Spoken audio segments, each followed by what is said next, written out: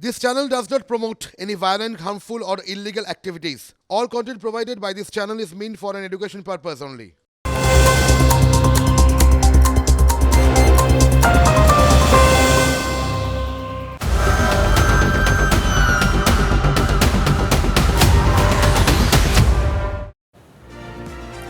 এবার যে খবরের দিকে নজর রাখবো, পুরো দুর্নীতির তদন্তে পুজোর মুখে অল আউট অভিযানে সিবিআই। শুধু ফিরহাদ হাকিম, মদন মিত্রই নয়, কলকাতা সহ 12 জায়গায় সিবিআই তল্লাশি চলে আজ। কি হলো সারাদিন তা তো দিনভর দেখলেনি, কেন হলো আসুন সেটাই বোঝার চেষ্টা করি।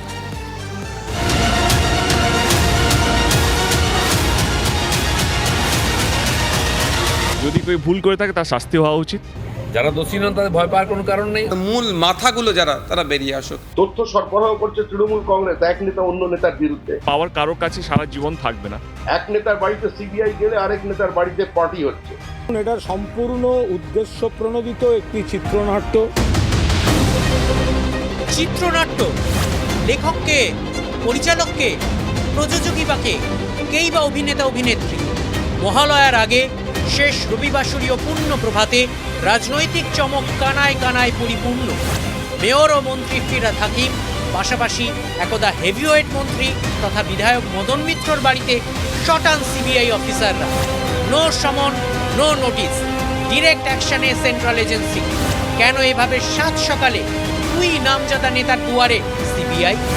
শাসক তৃণমূল দুয়ে দুয়ে চার করতে সময় নিল না। অভিষেকের ধর্ণা কর্মসূচি হিট, নজর ঘোরাবার জন্য বিজেপির নির্দেশিত পথে কয়েকজনের বাড়িতে সিবিআই পাঠিয়ে, এজেন্সি পাঠিয়ে নজর ঘোরাবার জন্য এটা একটা পরিকল্পিত চক্রান্ত। এটাই ন্যারেটিভ ঘাসফুলের, কিন্তু আলাদা একটা বিষয়ও ভাবাচ্ছে রাজনীতির কারবারিদের। তাকাতে হচ্ছে শেষ কয়েকদিনের আদালতের পর্যবেক্ষণে। সেপ্টেম্বরে উত্তর 24 পরগনার একাধিক পুরসভার কর্মী ও আধিকারিকদের জিজ্ঞাসাবাদ করা হয়েছিল। তারপর বিজ্ঞাপনের ভাষায় নেক্সট ওয়ার্ড, তাকাতে হবে আদালতের দিকে। 23শে সেপ্টেম্বর 2023 তদন্তের গতি ও প্রক্রিয়া নিয়ে বিচারপতি অমৃতা সিনহা প্রশ্ন তুললেন। তদন্তের জন্য এজেন্সি কি আদৌ প্রশিক্ষিত? চাপ বেশি হয়ে যাচ্ছে? নিষ্কৃতি চান? তথ্য ধামাচাপা দিচ্ছেন? তদন্ত কি আদৌ করছেন? এর 5 দিন পর 29শে সেপ্টেম্বর সিবিআইয়ের ডেপুটি ডিরেক্টর তথা নিয়োগ দুর্নীতি মামলার মূল তদন্তকারী অফিসারকেই সরিয়ে দেয় কোর্ট। অভিষেক বন্দ্যোপাধ্যায়ের সম্পত্তি তালিকা হোক বা হাজিরা, এজেন্সিকে তোপের মুখে পড়তে হলো আবারও। এবার 5ই অক্টোবর আদালত বলল আগামী ডিসেম্বরের মধ্যে শেষ করতে হবে নিয়োগ দুর্নীতির মামলার তদন্ত। সিবিআই এইসব তল্লাশির কাজটা অনেক আগে থেকে করা উচিত ছিল। সিবিআই ইডি দুটোরই তদন্তের এত স্লথ গতি, সেটা সমাধা হচ্ছে না, মীমাংসা হচ্ছে না, ন্যায় বিচার পাচ্ছে না। তদন্ত প্রক্রিয়া নিরপেক্ষতার সাথে চলুক এবং দ্রুত সম্পন্ন হোক। আমরা চাইছি যারা এই নিয়োগের ক্ষেত্রে দুর্নীতি করেছে তারা শাস্তি পাক, আর মূল মাথাগুলো যারা তারা বেরিয়ে আসুক। মার্চে পুরো নিয়োগ দুর্নীতি নিয়ে ক্লু, সেপ্টেম্বর পর্যন্ত কখনো হানা, কখনো জিজ্ঞাসাবাদ। সেপ্টেম্বরের শেষ সপ্তাহ থেকে আদালতে লাগাতার তিরস্কার। ঠিক এরপরেই কি দেখা গেল? 5ই অক্টোবর খাদ্যমন্ত্রী তথা মধ্যমগ্রাম পুরসভার প্রাক্তন চেয়ারম্যান রথীন ঘোষের বাড়িতে ম্যারাথন তল্লাশি চালালো ইডি। কামারহাটি পুরসভার পুরপ্রধান গোপাল সাহার বাড়িতেও হানা দিল এজেন্সি। একই সময় দক্ষিণ দমদম পুরসভার প্রাক্তন চেয়ারম্যান পাঁচু রায়ের বাড়ি এবং ভাইস চেয়ারম্যান নিতাই দত্তের বাড়িতেও হানা হলো। টিটাগড় পুরসভার প্রাক্তন পৌরপ্রধান ও বরানগর পুরসভার চেয়ারপারসন অপর্ণা মল্লিকের বাড়িতেও হানা দিল ইডি। কখনো সিঙ্গল বেঞ্চ, কখনো ডিভিশন বেঞ্চ। শেষ কয়েকদিন একের পর এক তোপের পরেই কি সক্রিয় হলো তদন্ত? আমার খারাপ লাগে প্রত্যেক দিন যারা অপোজিশন পার্টি আছে তাদের বাড়িতে গিয়ে এরকম হানা হচ্ছে এবং এ হচ্ছে। আমি আবার বলছি, যদি কেউ ভুল করে থাকে তার শাস্তি হওয়া উচিত। আর যদি এইটা যদি পলিটিক্যাল ষড়যন্ত্র হয় তাহলে সেটা আমার মনে হয় এটা খারাপ, মানে এটা ভবিষ্যতের জন্য খারাপ, কারণ পাওয়ার কারোর কাছে সারা জীবন থাকবে না। এক নেতার বাড়িতে সিবিআই গেলে আরেক নেতার বাড়িতে পার্টি হচ্ছে। এই তো বর্তমান অবস্থা। যারা বলেন আমরা প্রতিহিংসার তত্ত্ব কথা বলছি, এগুলোর কোনো বাস্তব ভিত্তি নেই। পুরোটাই কোর্টের নির্দেশে এবং কোর্টের নজরদারিতে। ভয়ের মধ্যে রেখে দেওয়া, ভীতির মধ্যে রেখে দেওয়া, এইটাই হচ্ছে আসল কারণ। যে দুর্নীতি করে তার শাস্তি হয়ে যাবে না, এত বছর লাগবে কেন? দেখুন, আদালতই তো বলেছে খুব তাড়াতাড়ি সমস্ত তদন্ত নাকি শেষ করে দিতে হবে। 31শে ডিসেম্বর সম্ভবত সময় দিয়েছে। তো স্বাভাবিকভাবে ইডি সিবিআইকে তো তার স্পিড বাড়াতে হবে। ডেডলাইন ডিসেম্বর, আদালতের এখনো নির্দেশেই কি এমন সক্রিয়তা, নাকি সবটাই রাজনীতির খেল? আপাতত এই দুই তত্ত্বেই চর্চা বজায় থাকলো রবিবাসরীয় ছুটির দিনে। TV9 বাংলা। হ্যালো করি নাও চাকরি, হ্যাঁ এই মন্ত্রটা শুধুমাত্র শিক্ষাক্ষেত্রেই কিন্তু সীমাবদ্ধ নয়। মানে শিক্ষাক্ষেত্রে ক্লার্ক, শিক্ষক, তাদের চাকরি এভাবে হচ্ছে, মানে হ্যালো করির বিনিময় না, এমনটা শুধু ভাবলে আপনি ভুল ভাবছেন।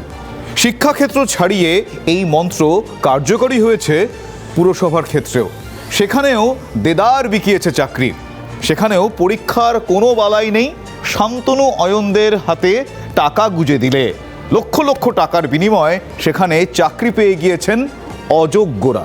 হ্যাঁ, এটা দিনের পর দিন হয়েছে। দুই কেন্দ্রীয় সংস্থা এমনটাই দাবি করছে।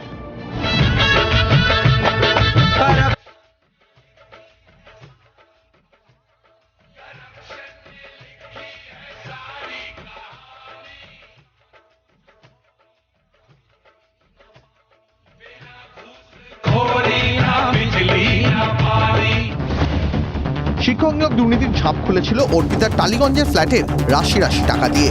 পুরসভায় কর্মী নিয়োগ দুর্নীতির প্যান্ডোরার বাক্স খোলে অয়নশীলের দপ্তর থেকে। নিয়োগ দুর্নীতির অন্যতম পাণ্ডা শান্তনু বন্দ্যোপাধ্যায় ঘনিষ্ঠ অয়নের সল্টলেকের অফিসে একটানা 37 ঘন্টার ম্যারাথন তল্লাশি চালায় ইডি। তখন সামনে আসে পুরসভায় নিয়োগে জালিয়াতির চাঞ্চল্যকর তথ্য। দুর্নীতির মামলার জল গড়াতে শুরু করে এবছর মার্চ মাসে। সে সময় ইডি আদালতের দ্বারস্থ হয়ে জানায় যে তারা যখন এসএসসি এবং প্রাথমিকের যে দুর্নীতির তদন্ত করছিল, সেই সময় তারা পুরসভা নিয়োগের দুর্নীতি খুঁজে পেয়েছেন, যার ফলে তারা এই বিষয়ে তদন্ত করতে চাইছেন। অয়নশীলকে আদালতে পেশ করার সময় সোনার খনির সন্ধান দেয় ইডি। কেন্দ্রীয় এজেন্সির তরফে জানানো হয় অন্তত 60টি পুরসভায় চাকরি বিক্রির প্রমাণ তাদের কাছে আছে। এর মধ্যে রয়েছে উত্তর 24 পরগনার 6টি পুরসভা। মজদুর থেকে ড্রাইভার, ঝাড়ুদার থেকে টাইপিস্ট, এমন কোনো পদ নেই যেখানে চাকরি বিক্রি হয়নি। অয়নশীলকে জিজ্ঞাসাবাদ করে ইডি জানতে পেরেছে তার সংস্থা এবিএস ইনফোজোনের মাধ্যমেই গোটা নিয়োগ প্রক্রিয়া সম্পন্ন হতো। ইন্টারভিউ নেওয়া থেকে শুরু করে ওএমআর শিট ছাপানো, নিয়োগপত্র দেওয়া পর্যন্ত যাবতীয় প্রক্রিয়ার জন্য টেন্ডার পেত এই অয়নশীলের সংস্থা।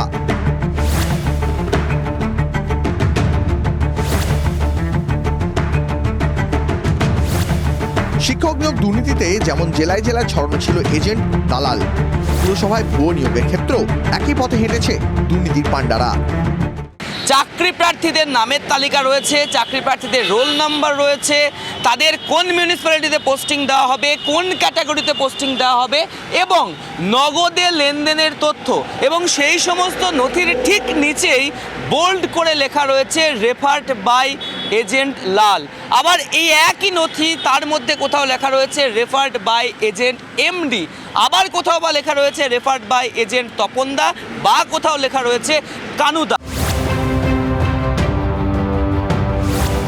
কোন চাকরির কত দর? ইডি সূত্রে খবর, শিক্ষকের চাকরি বিক্রি হয়েছিল 8 থেকে 15 লক্ষ টাকায়। পুরসভার বিভিন্ন পদে চাকরি বিক্রির জন্য রেড চার্ট বানিয়ে ফেলেছিল অয়নরা। পরীক্ষার খাতায় যে যাই লিখুক না কেন, চাকরির জন্য টাকা দিতে হতো বাঁধা দরেই।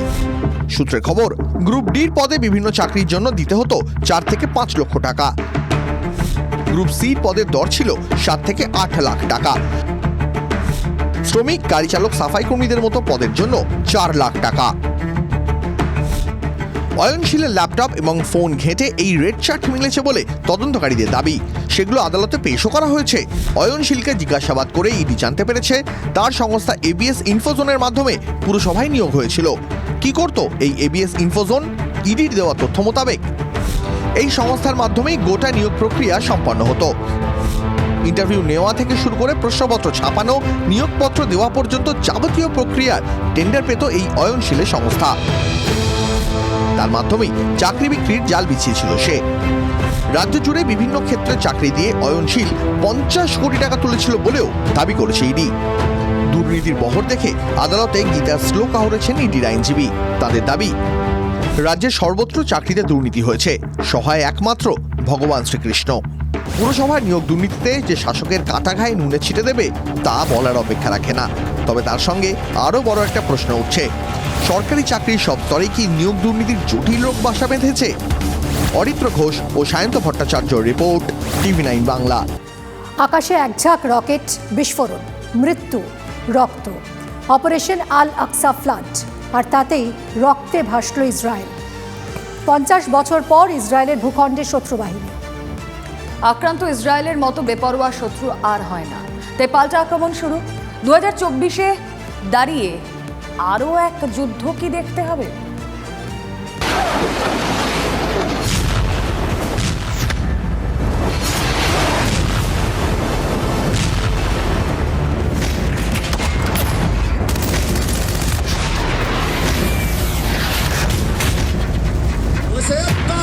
ইহুদিদের সপ্তাহব্যাপী সুক্কট উৎসব শেষে শনিবার ছিল ছুটির দিন।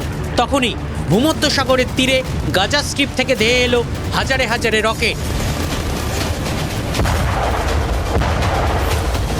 বিস্ময়ের ঘোর কাটিয়ে ওঠার আগেই ইসরায়েল আবিষ্কার করল বহু অসামরিক নাগরিক মারা গিয়েছেন। ভারতীয় সময় শনিবার বিকেল 3:30 নাগাদ হামলা হয়।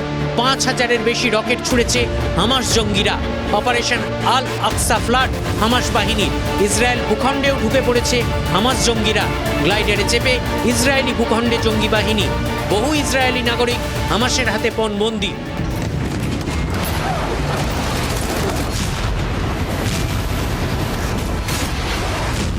কেন এই আক্রমণ? পরাজয় নিশ্চিত জেনেও হামাস কেন সরাসরি যুদ্ধের পথে হাঁটল? হামাস সামরিক নেতা মোহাম্মদ দেব সম্প্রচারিত বার্তায় সামরিক অভিযানের কারণ ব্যাখ্যা করেছেন। একতরফা অবাধ নিপীড়নকে বার্তা দিতেই পাল্টা অভিযান। জেরুজালেমের আল আকসা মসজিদে অভিযানের বদলা। জেলে হাজার হাজার প্যালেস্তানির পীড়নের জবাবে হামলা। 1967 সালে দখল করা ওয়েস্ট ব্যাংক দখলমুক্ত করার লড়াই।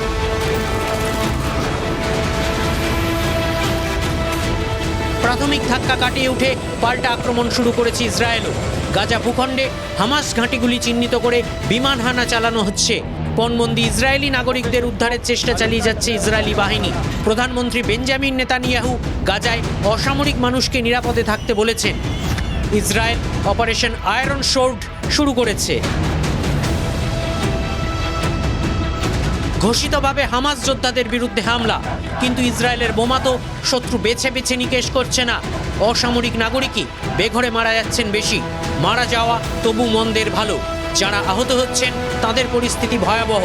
ইসরায়েলে মেডিকেল এমার্জেন্সি পরিস্থিতি। হামাস নিয়ন্ত্রিত গাজা ভূখণ্ডে যারা রয়েছেন তাদের পরিস্থিতি আরও দুর্বিষহ। রক্তাক্ত অবস্থাতেই পড়ে থেকে বিনা চিকিৎসায় প্রাণ হারাচ্ছেন বহু নাগরিক। আক্রান্ত ইসরায়েলের মতো বেপরোয়া শত্রু আর হয় না। সমর বিশারদরা কথা বলে থাকেন, শুধু তো শত্রুর হামলা নয়, ইসরায়েলের নাকও কাটা গিয়েছে এই হামলায়। ইসরায়েলের এয়ার ডিফেন্স সিস্টেম আয়রন ডোম। এয়ার ডিফেন্সকে নিশ্চিত্র দাবি করে ইসরায়েল। আয়রন ডোম কেনার কথাও ভাবছে বহু দেশ। হামাসের হামলায় প্রশ্নের মুখে আয়রন ডোমের অহংকার। সমর বিশারদরা বলছেন এমন ধাক্কা গত 50 বছরে খায়নি ইসরায়েলের প্রতিরক্ষা বাহিনী। 50 বছর পর ইসরায়েলের ভূখণ্ডে শত্রু বাহিনী। 22টি শহর ও সেনা ঘাঁটিতে ঢুকে পড়েছে জঙ্গিরা। একাধিক গুরুত্বপূর্ণ লোকেশন জঙ্গিদের দখলে।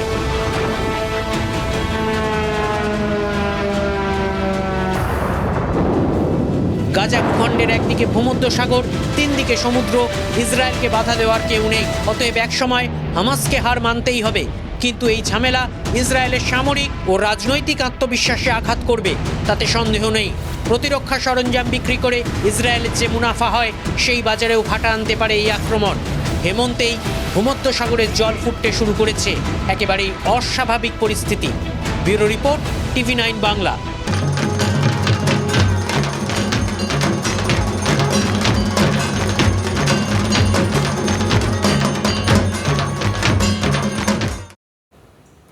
মিমিত, দিন ধরতে গেলে হয়তো আর হাতে 11টা দিন সময় রয়েছে, কিন্তু মহা ধুমধাম করে দুর্গাপুজো শুরু হয়ে গেছে। একদমই রুমেলা, আপনারাও ঠিকই শুনছেন। বাঁকুড়ার বিষ্ণুপুরে মল্লরাজ পরিবারে রীতি মেনে তোপ দেগে দেবী আরাধনায় মেতে উঠলেন পরিবারের সদস্যরা।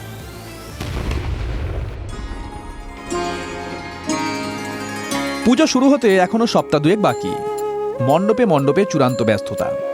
কিন্তু বাঁকুড়ার বিষ্ণুপুর মল্ল রাজ পরিবারে শুরু দুর্গাপুজো।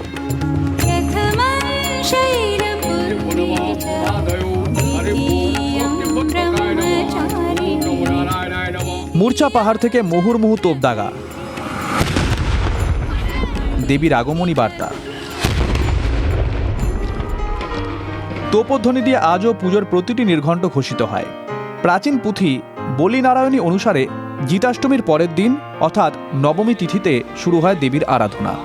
1027 বছরের পারিবারিক নিয়ম মেনে স্নান পর্ব শেষে সাত সকালেই রাজমন্দিরে এলেন বড় ঠাকুরনী মহাকালী। পায়ের জবা হয়ে ওঠনা ফুটে মন আমার মায়ের পায়ের জবা। দেবীপক্ষের চতুর্থী তিথিতে মন্দিরে প্রবেশ হবে মেজ ঠাকুরনী মহালক্ষ্মীর। সপ্তমীর দিন আনা হবে ছোট ঠাকুরনী মহাসরস্বতীকে। এই তিন ঠাকুরন আসলে স্থানীয় ফৌজদার পরিবারের হাতে আঁকা তিনটি বিশেষ পট।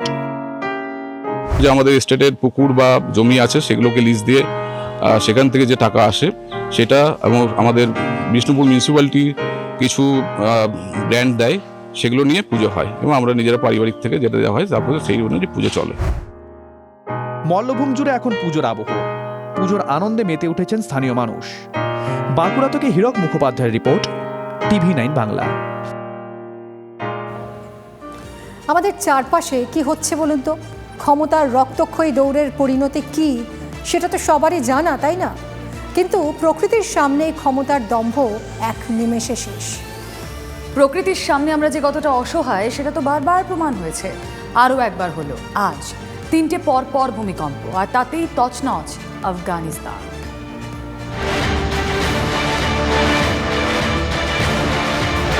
প্রকৃতির অভিশাপ। 4 দশকের যুদ্ধ বিধ্বস্ত আফগানিস্তানে শনিবার খাড়ার ঘা।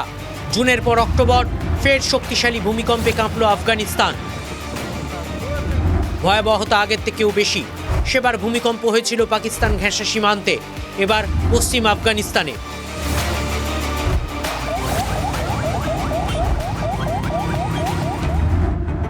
ভারতীয় সময় শনিবার দুপুরে জোড়া কম্পন। দুপুর 12টা 42 মিনিটে প্রথম কম্পন।